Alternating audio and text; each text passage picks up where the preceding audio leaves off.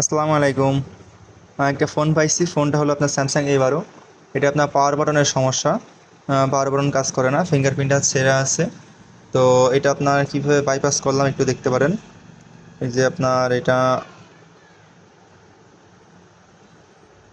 যে আপনি এখান থেকে বাইপাস করা হয়েছে। এখন আপনার কাজ করবে ইনশাল্লাহ।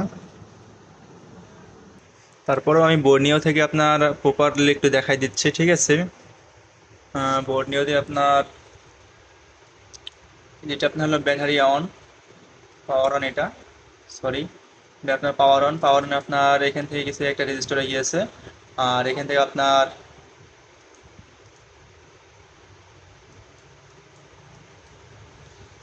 এটা ব্যাটারি এসআর আছে, মানে ব্যাটারি সেন্সরের একটা আছে। এখান থেকে আপনার এটা ফুললি এখান থেকে আপনার জাম্পার করে দিবেন। এখানে একটা জাম্পার মেরে দিবেন, নেট 6-এ জাম্পার করে দিবেন।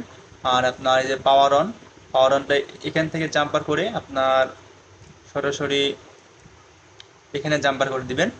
তাহলে আপনার ওকে হয়ে যাবে। তখন এটা আর এটা প্রেস করলে বা টুইজার দিয়ে এই দুইটা টাচ করলেই আপনার সুইচে কাজ করবে। বা অথবা আপনার যে কোনো একটা পাওয়ার বাটনের সাথে দুইটা আপনার জাম্পার করে দিবেন, তাহলে কাজ করবে ইনশাল্লাহ।